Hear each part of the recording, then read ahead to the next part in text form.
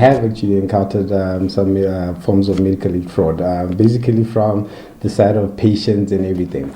Because generally what happens is that the one most thing that I've actually noticed was that patients would actually come in with the medical aid and then ask you to put in somebody who's not in the medical aid and actually use them. Yes, I am aware about medical aid fraud. We're being alerted about it annually, but I can't really tell you how it affects me, nor do I know what the implications of it is on my financial benefits. I'm aware of it, and how it affects me is that somehow it touches my pockets because of I have to pop out money every time I have to visit the doctor or pharmacy. So it's really not good.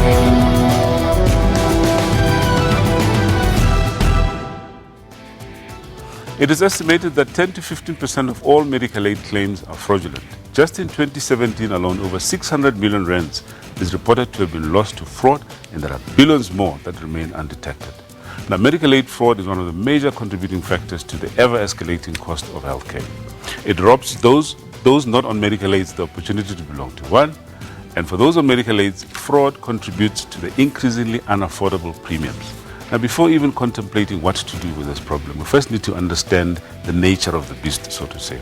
Now, how much do we know about medical aid fraud? What is the true extent of the problem? How does it impact the industry, and who's likely to commit medical aid fraud and why? So that is what we're tackling in today's show. Our topic is medical aid fraud. And to help us unpack this, we have a guest panel comprised of medical aid executives from Discovery, GEMS, and Bonitas.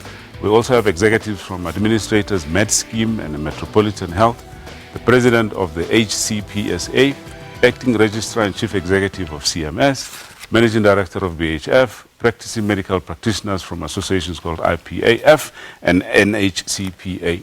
And we also have an audience of industry stakeholders in healthcare. Now, you can tweet us at SABC Health Talk or simply just interact with us on our Facebook page, SABC Health Talk.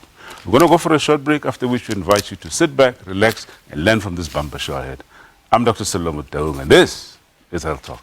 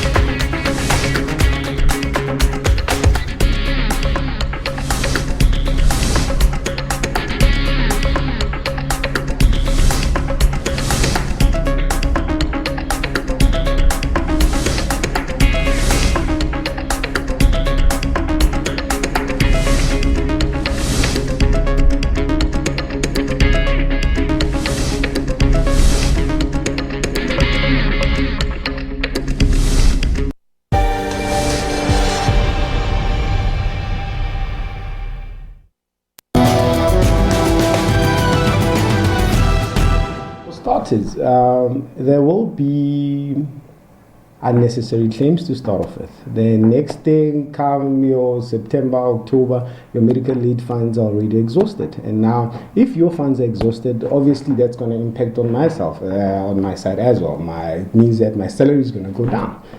So basically, that's how it actually affects all of us. And then for the medical aid guys there up on the top, obviously they have to process claims that are fraudulent.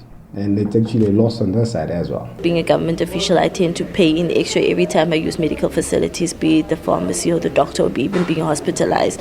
So, and there's increments every year. I haven't been a victim of that incident, but one of my friends had an incident of having some deductions on his account, whereas he did not attend the practitioner. But when he went to the practitioner to ask, they said something like, no, it was a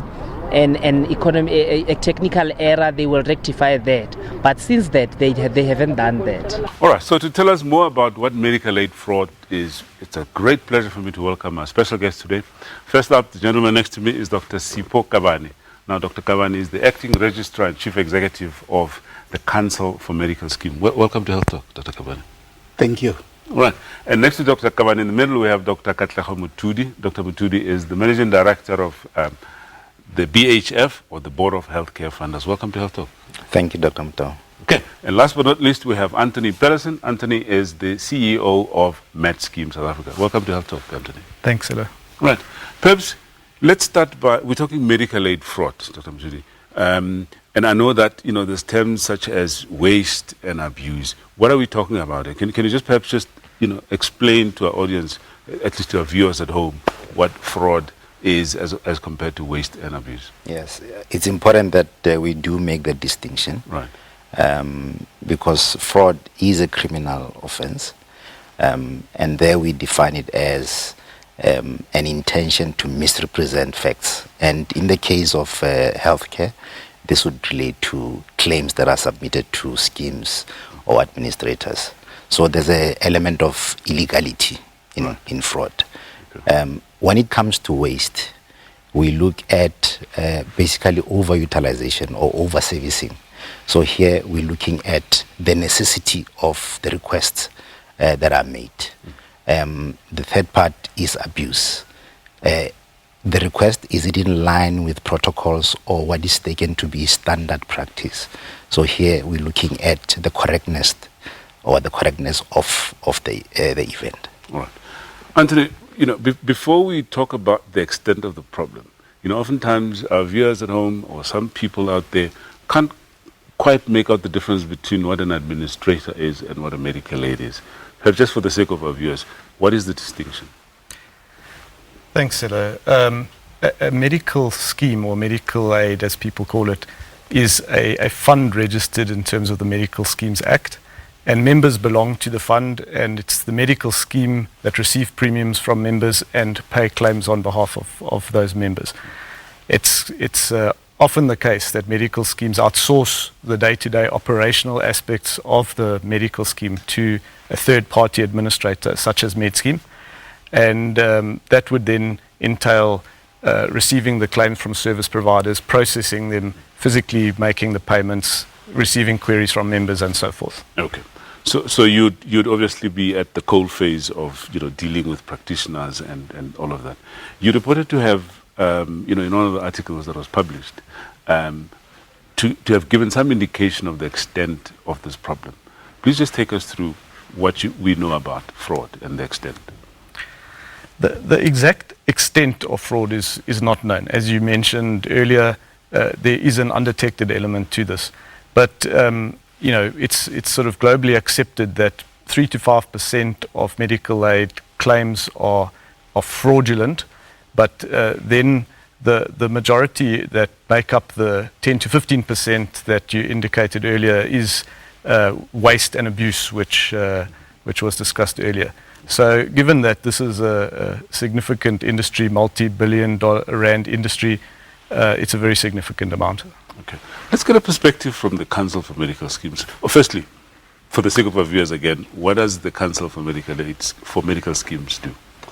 The Council for Medical Schemes is basically a regulator of medical schemes, administrators, brokers, and managed care organizations. And we regulate in protection of the 8.8 million members of schemes.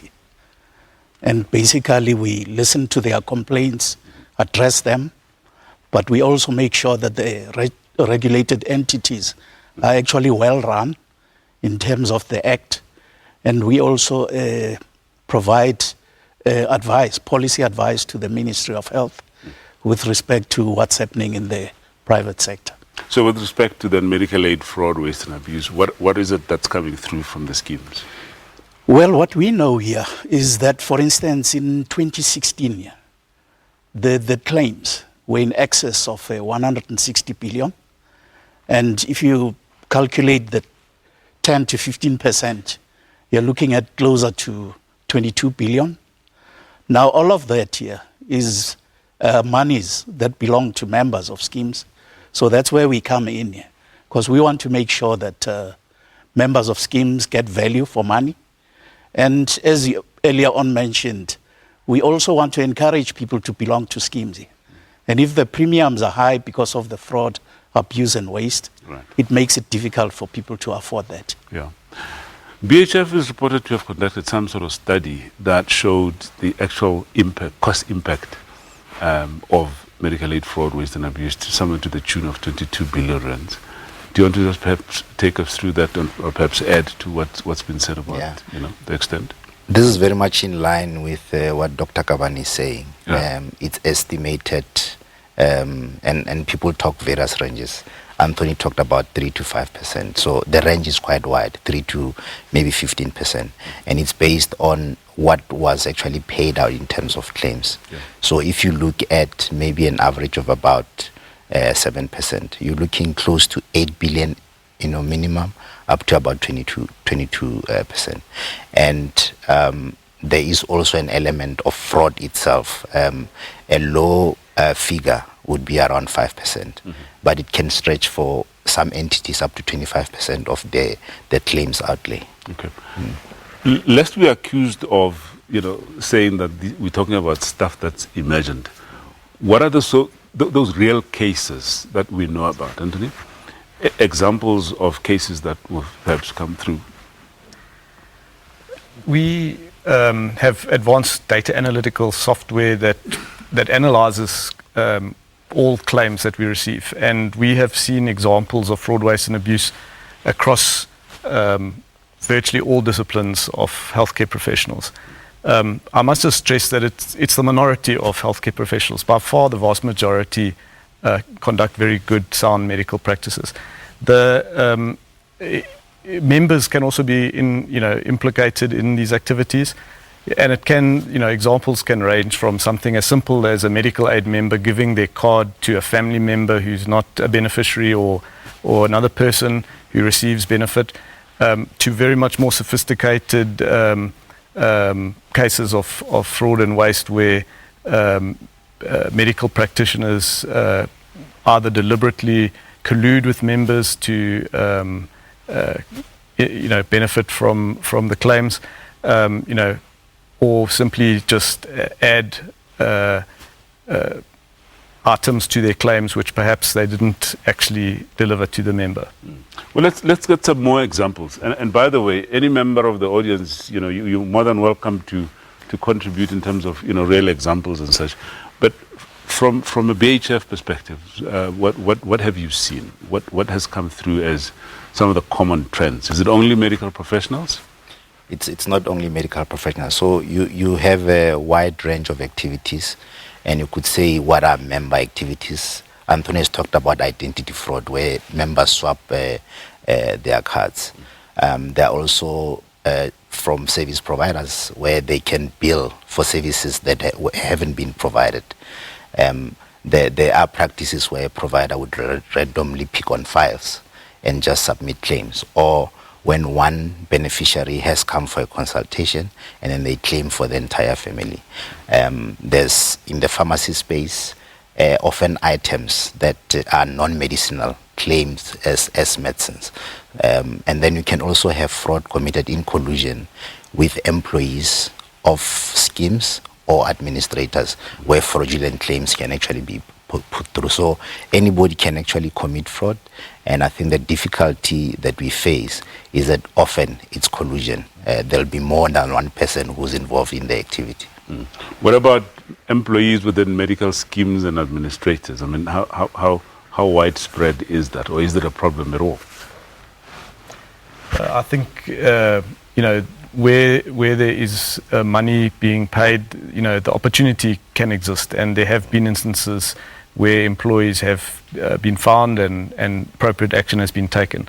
But our experience is that is not the majority of the value that's being lost. What about allied health professionals? I mean, we tend to speak about medical professionals in the context of doctors. Allied health professionals, you have audiologists, physiotherapists, and so on. Yeah, no, I must say this fraud is widespread, as my colleagues have said, from members to service providers of all kinds here. And I mean, from the council's side, we have picked up the inappropriate usage of codes in order to, defraud schemes, where people, for instance, would send in a claim using an incorrect high-paying code instead of the appropriate one, and also in instances where people unbundle codes in order to have many claim lines and have a higher total, for one single procedure. Yeah. Those being medical professionals, right? That's correct, yeah. All right. Perhaps it's an opportune time for us to break here and go for a quick commercial break. When we come back, we continue our discussion on looking at trends in medical aid fraud and waste. Please stay with us.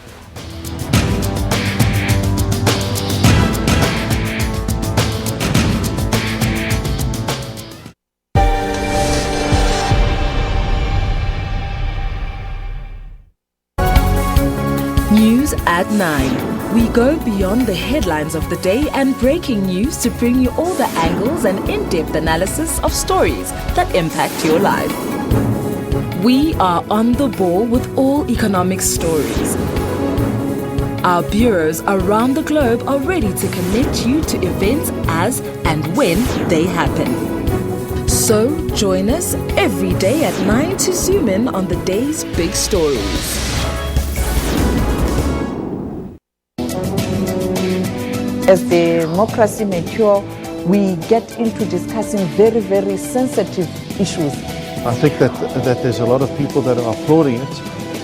I'm sure it's going to be appealed. It is the beginning of a long journey of South Africa fighting racism. That sticky label of being a white party, so to speak, doesn't seem to want to go away. So the competition actually helps, and it brings out winning in total. Stay tuned to Media Monitor every Sunday from 9 a.m. Technology is used for both positive and negative. Some governments block the internet in times of protest. With this internet blackout, it's impossible for me to do it, so I have to travel to Douala. This act is a true violation of the rights of citizens. In Africa, people are always coming up with innovative ways to use technology to solve some of their problems. The more interesting piece of technology is actually the artificial intelligence. AI, it's utilizing data to make your life easier. On Network, we'll give you Africa's technology and social media news. Catch Network with Skumila Zondi every Saturday at 8:30 p.m.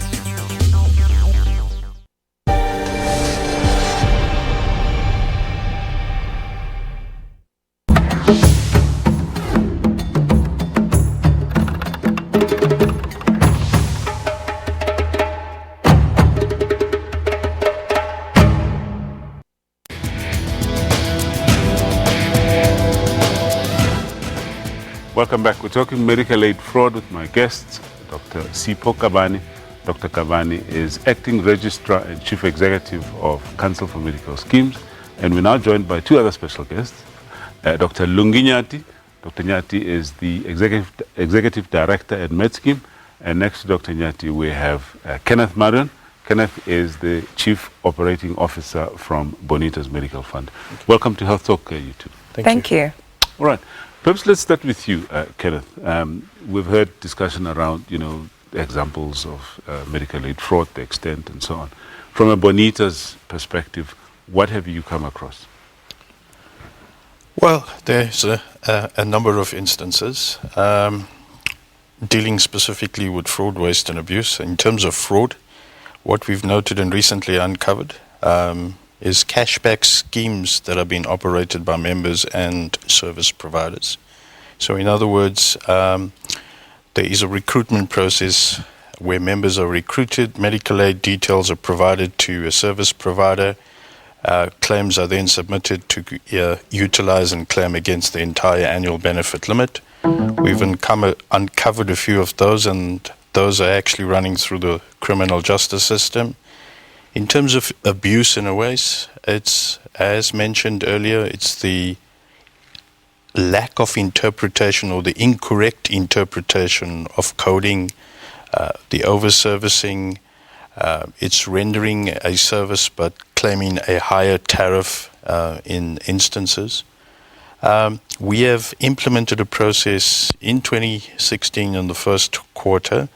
The initial implementation focused on medical practitioners, and at the end of 2017 we have extended that into the hospitals and pharmaceutical models.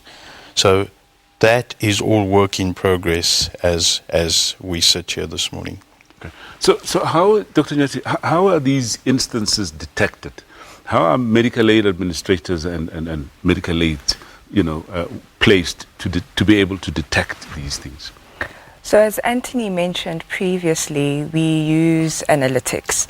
And you can get different kinds of ways to use analytics, but it's essentially analytics where you look at outliers for whatever different reasons. You use intelligence and algorithms to try see whether there's inconsistencies in claiming behavior, in billing behavior, codes that you typically don't see associated to a condition, and then you do investigations. You see if there's anything that you can find that helps you understand the outlier behavior.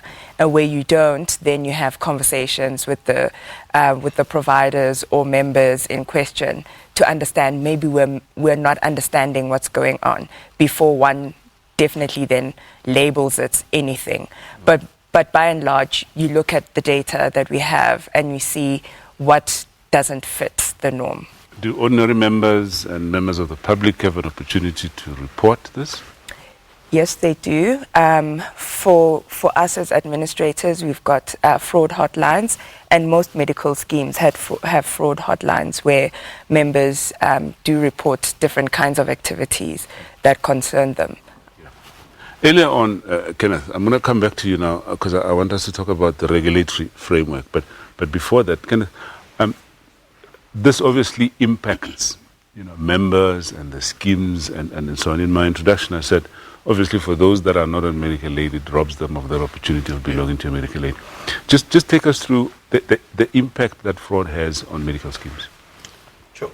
As we mentioned earlier, it's estimated anywhere between 10 and 15% of medical aids of costs that are associated with fraud, waste, and abuse. So if you take that out, when we review the contribution increases every year, which all medical aids do, in our environment, in the Bonitas environment, it adds anywhere between 1 to 3% unnecessarily in a contribution increase. So if we could root that out, we could, in most instances, continue to apply CPI-related contribution increases. Right. Let's talk about the regulation. I mean, you're a regulatory body.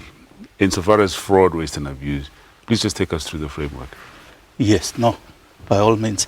If you look at the Medical Schemes Act, Section 59, 1, 2, and 3, read with Regulation 6, it clearly spells out, what schemes and administrators are empowered to do in terms of dealing with inappropriate claims and where, claims have been paid out erroneously. That section of the Act actually empowers schemes and administrators to, collect those monies back and in certain instances to withhold payment. I want to invite a comment from the HPCSA, especially on the regulatory aspect when it comes to medical professionals. Just to state the fact, and we can talk about what we're doing with medical aid fraud a bit later on. Yeah. Well, I guess with a lot of things having been said in the first segment, it might not be appropriate just to go to the regulatory framework. Right. So I think it would be appropriate that from where we stand, there needs to be a separation from waste and abuse and fraud. Yeah. And we should stop looking at it as a continuum, right, because it creates problems. Yeah. Waste and abuse are system design, and there are other factors that go into it. Fraud is criminal activity and needs to be treated as such. And the problem is that it keeps going up because we've made fraud an industry and not a criminal activity. As the acting registrar has mentioned, in terms of their regulations, medical schemes can recover money, either from erroneous payment or fraud. But what all of us have to be mindful of is that fraud is a criminal allegation and it's a criminal offense. And without treating it in that manner, we will never get on top of it. So it's never reported as criminal activity, and the profession gets maligned for 1% that might be consuming 20% of the budget. Why should that persist? Now, coming back to our role as a regulator, professional conduct of practitioners registered, and we register nearly 30 professions, not just medical doctors, should be reported to Council for Professional Misconduct. But what we see increasingly is that you have unlawful mechanisms being used to deal with possible fraud, which poisons the system. There's an act in terms of a criminal act about racketeering, where any allegation of fraud above 100,000 rands should be reported to the police. We see matters where there's an allegation, where there's an agreement of paying back 6 million rands, and the police are nowhere in the picture. Now, this creates difficulties for us to do our job in terms of our framework. So what we want to state categorically here is that fraud is criminal activity and needs to be dealt with as such. And if fraud is proven, we need the criminal justice system to be a part of it, so that any practitioner that has been lawfully convicted of fraud, we can then take them out of the system as the Health Professions Council. All right. But largely, there's never a conviction. There's issues of, it looks like it's an industry that is growing. There's aiding and abetting. And the practitioners then come and say, we were extorted by the fraud unit of a medical scheme. So we need to come to a space where these things are done within the context of the national laws, so that any practitioner that is behaving fraudulently, we need to work together to get them out of the system. Right. Not to get into pay us back, continue working. It's not helpful. So we are there for professional conduct, but we are also there to ensure that people that do not belong in the profession are taken out of the profession. We're going to come back, perhaps at a later stage, just to ask you about what it is exactly that's coming through to the HPCSA and what the HPSA is doing about those particular cases that are reported to you. But that we'll have to do after a quick commercial break. Unfortunately, this is a time for us to go for a quick break. When we come back, we'll continue our discussion on this. Please stay with us.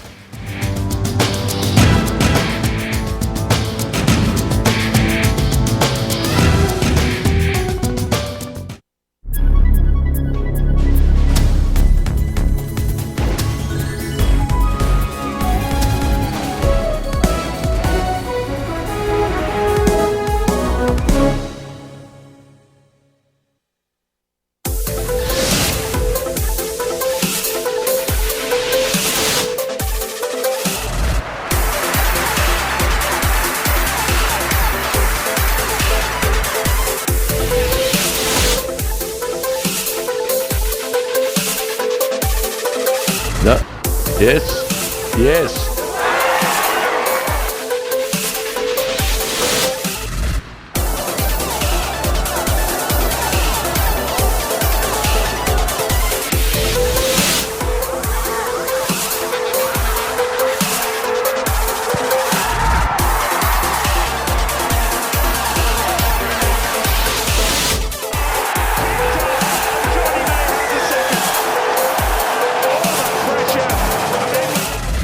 Sports Live every Saturday and Sunday at 7:30 p.m.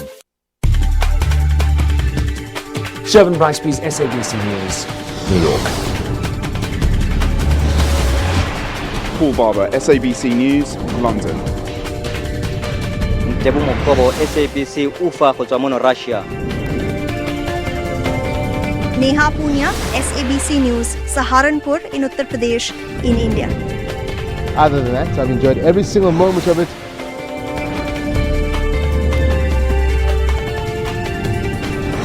Takwana Ngatani, SABC News, Soweto, Johannesburg.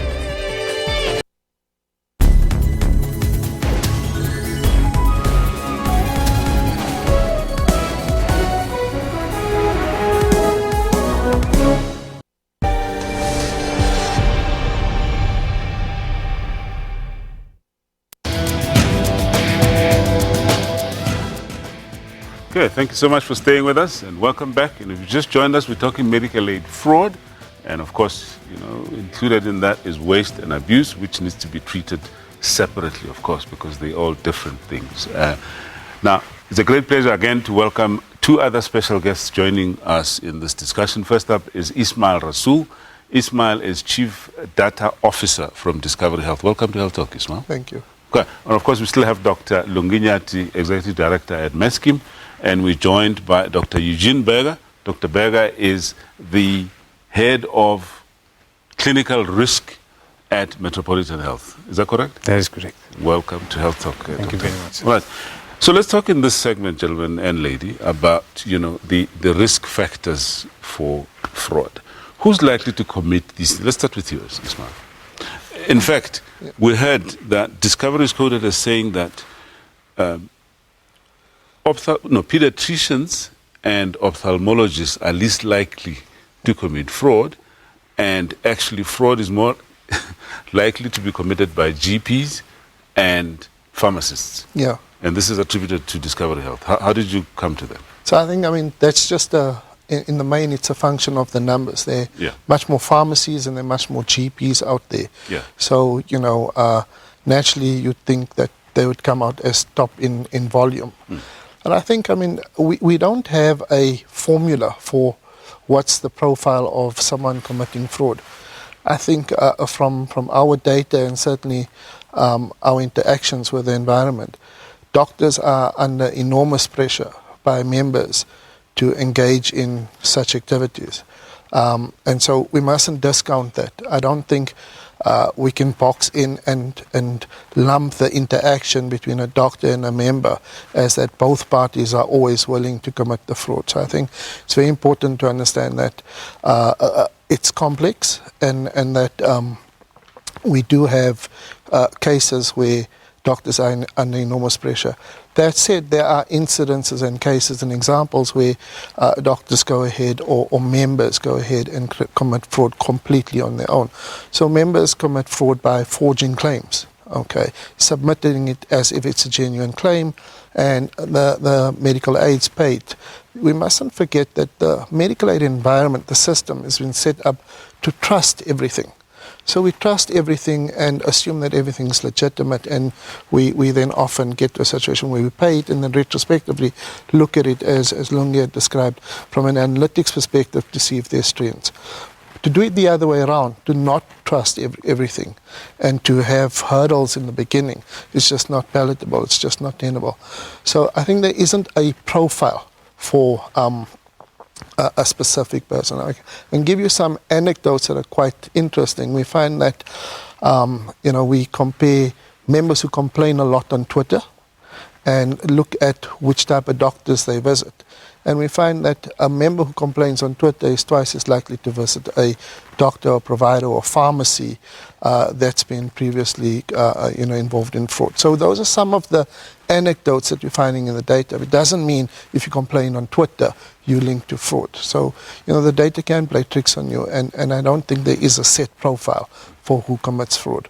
Okay. So in terms of the trends, we've heard from Bonitas, we've had, the trends from Medskim as reported. Anything in particular? I think, the one addition, and maybe Bonitas has the same experience in that we do get a large amount of fraud where new members who join the medical scheme already ill, and they fill out application forms, and on the application forms they don't declare their illness. Okay, and then within a week or 2 months of joining the medical scheme, they go in for those conditions. I mean, the conditions that top the list are often ladies that are pregnant. Okay, so you're not on medical aid. You need to deliver your baby in 2 weeks or 2 months' time. You join the medical aid. There's clear questions around, are you expecting to have a baby? And you say no on that. And then in 2 weeks' time, we get a call for authorization into hospital. So they don't disclose. And then, unfortunately, at that point, we got to take action and not prevent the admission from happening. It's anti-selection, and it's very bad for the rest of the members on the medical scheme. It just adds enormous cost. So that's the one, I guess, as an open scheme that we get massive anti-selection on.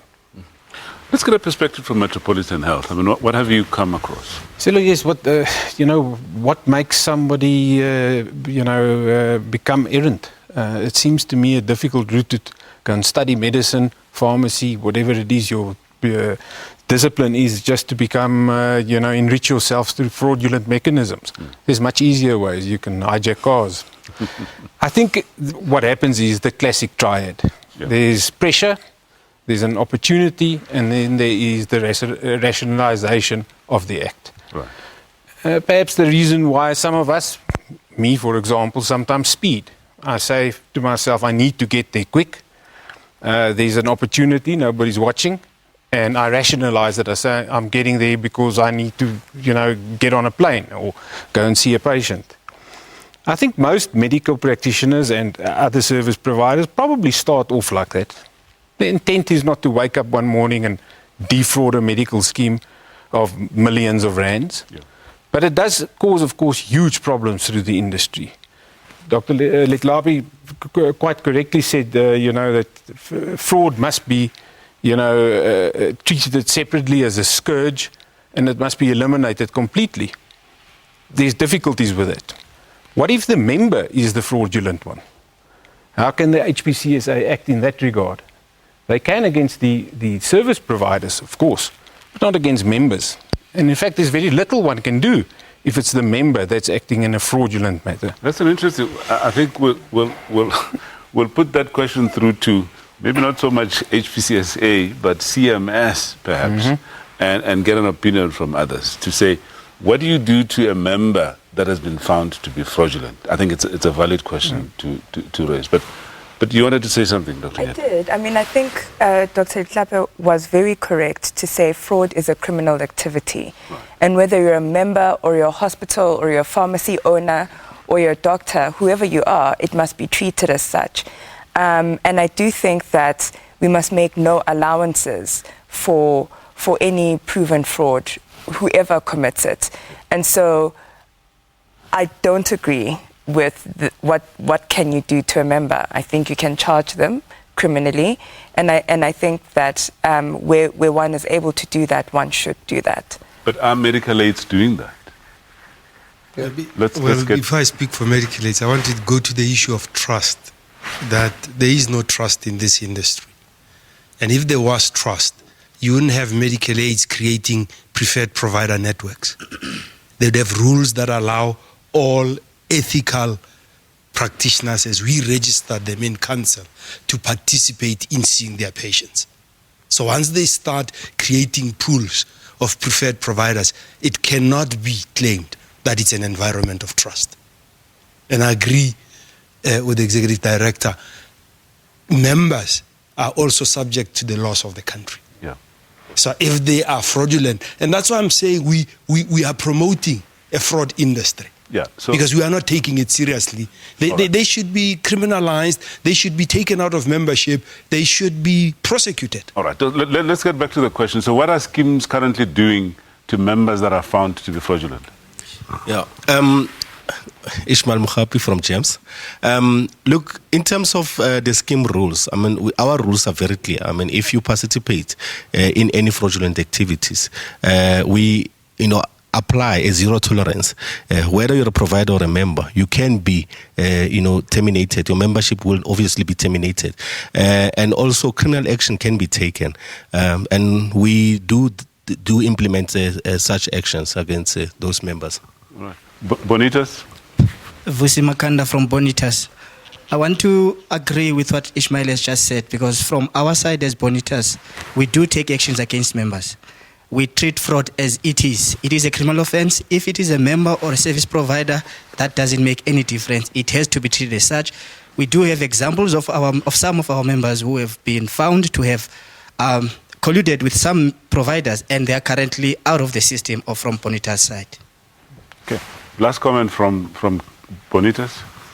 I think in response to the doctor's comment, from a Bonitas perspective, there is an element of trust in the provider network. If you have to look at the programs and the initiatives that we have across the various disciplines, it is unfortunate and it is regrettable that it's just a small segment of the provider network that is guilty of either fraud, waste and abuse that results in the situation that we sit in here today. And unfortunately, that impact runs into the billions of rands. All right. Unfortunately, that's all we're going to have in this segment. We're going to go for a quick break. When we come back, we continue our discussion on medical aid fraud. Please stay with us.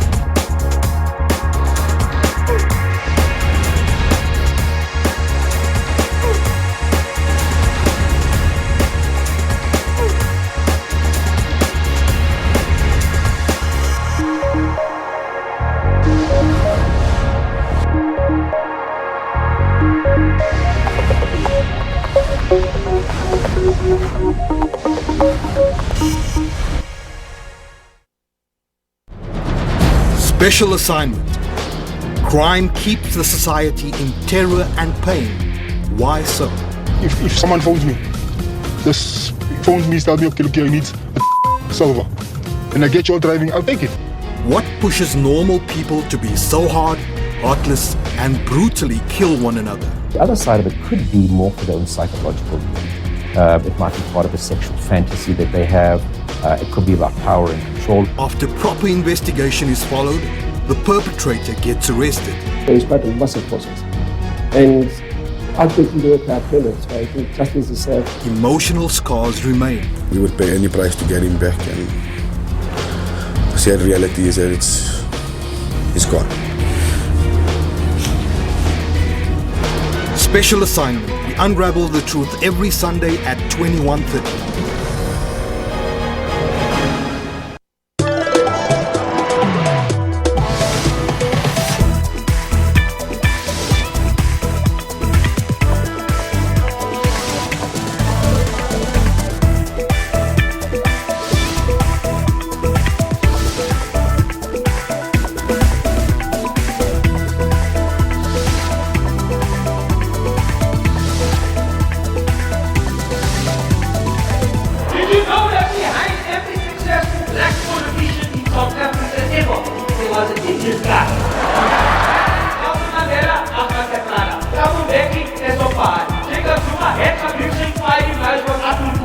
We give you a front row seat to all the local and international entertainment news on Trends every Saturday from 12 to 1.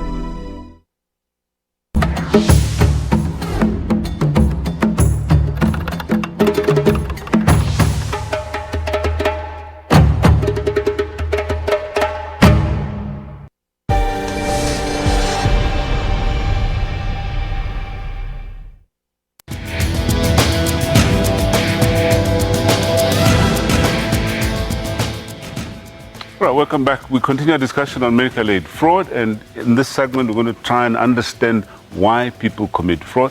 Our guests, far left, Kenneth Murren, COO of Bonitas. In the middle, Dr. Katlego Muturi, MD of BHF, and Ismail Rasool from Discovery Health, the Chief Data Officer. All right, let's talk about, we started talking about the profile of a typical fraudster. It's a bad word to use, but in this context. But why do people commit fraud? Let's start from the member side. Are there any, do we make it easy? Do medical aids make it easy for members to be able to commit fraud? Kenneth? I don't think we make it easier. There are obviously other factors as well. In what we've identified, the current economic situation, it's seen as an ATM and an easier way to enrich yourself. So there will be collusion. There will be middlemen involved, as well as members and providers. So I would definitely not say it's easy. So you have an annual benefit. If you do not utilize that benefit, as in any risk environment, it falls away. And it's seen as a target. It is available, so let's utilize it. People have often said that the way that medical aid benefits are structured, sometimes, encourage fraud. Your comment? To some extent, that's true. But I want to preface by saying that the criminal element is there. So for those cohort of providers or members, everything else will be an excuse. There's also poor understanding of risk pooling. And I think Kenneth correctly articulates it in terms of the benefits. Often somebody will come to you in November and say, I haven't touched my optometry benefits. Right. Can you do something about it? So there's an element of lack of awareness of what the function of a medical aid actually is. There will be those pressures, economic. If you look at what pharmacies would sometimes provide, they give members airtime, they give them nappies and things like that. So there would be some justification from an economic point of view. So I think, in my opinion, we need to drive awareness and actually educate members about their stakeholdership in a scheme, that the scheme belongs to them. It doesn't belong to another entity. When they abuse these benefits, they're actually abusing their own monies. Let's get a perspective from Discovery Health, yeah? I agree with what my colleagues have said. I do think that medical aids are designed to provide healthcare services for those who need it. The optometry example is a well-known one. Other examples are, take wheelchairs, for example. You'd expect that someone who would claim for a wheelchair is someone who would absolutely need it. Someone's paralyzed, etc. But we've had cases where in one employer group, 40% of all the people working in that company claimed for wheelchairs, all through the same pharmacy. Now the data picks that up instantaneously. Is there a question with the wheelchair benefit? No, because the vast majority of members who exercise or who take up the benefit absolutely need it. Do we put hurdles in the beginning to say, if you need to claim for a wheelchair, fill in 12 forms with 18 questions, etc.? That's just not a great experience for the honest members that need to have it. So I don't think per se the benefits are structured to induce or encourage fraud. I think on the contrary, the benefits are there actually to make sure that members who need healthcare cover get the right cover when they need it, What are your thoughts on the current payment structure, fee for service, where you just,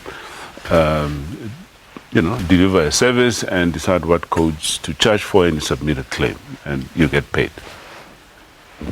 I don't see that as being a problem and a challenge in itself. It's the loopholes that are identified. It will start by on a small scale, and obviously if it's not questioned, it's exposed further. However, with the initiatives that we have now recently implemented over the last 18 months, so what we are going to do as a fund is prospectively, in a while, to review the claims that coming before payment is even actually activated. So at that point, it's going to identify the outliers. We will be in a position to then address that with the provider concerned before any agreement or consensus is reached on that particular matter. So there won't be any payment of monies until it's resolved. Let's just come back to the issue of, the member stroke collusion with the medical professional. So let's take a typical case. It's an extended family. The aunt visits with 2 children, and the one child gets sick, but the daughter is on a medical aid who also has a child same age, and they decide to go visit this doctor to say, can you please see this child in this child's name because I don't have money. And the GP or whoever it is, decides to collude and commit that. Your comment on that? Yeah, I agree that sometimes in the course of what might be construed as benevolence can actually lead to such activities. But as an ethical provider, it's also your responsibility to teach the member. In such an instance, somebody who practices ethically would say, if you don't have money, I cannot claim from a scheme. I'd rather see them for free and you can pay me later. Or see them, if they require additional help, refer them to an appropriate facility. So I think there are a lot of excuses that we can put up for this kind of behavior, and it's not something that should be encouraged, because for every action there could be a justification of what we need to do. I also want to maybe just briefly touch on the issue of the broader industry issues around tariffs. One of the reasons that provide us forward is the inadequacy of the tariffs. But we haven't come as an industry to say what is an adequate remuneration profile or mechanism for providers. So maybe there is a small component of truth in that, but we then need to say as an industry what would be an appropriate tariff that would satisfy some of the... But even with that, there'll still be those elements that would still go for. We're fast running out of time. Perhaps just a last comment or two from the audience. Yeah. I'm Dr. Elijah Nkosi from the IPA Foundation. What we advise our members is that they shouldn't do any favors for their patients. Like the situation that has been stated, where you see one patient using the other person's name, it starts from there. And very soon they'll be asking for money, for advances, for letters, and then it just escalates, and sooner or later the practitioner will find himself in an envious position where he's charged for fraud. Okay. Just last comment at the back, please. This notion that the medical aid belongs to the members, it's a farce. They see themselves as in an insurance system, because there's nothing where you are individually rated and you run out of benefits. And that's why the people will say, while I still have benefits that don't accrue to next year, how do I use them? We need to have an open conversation about the fact that there's an alienation between the schemes and the members. They don't see themselves as part of a whole, that having to protect it collectively, because they are treated as individuals. They are told you run out of benefits. So let's have an open, honest conversation about whether people belong.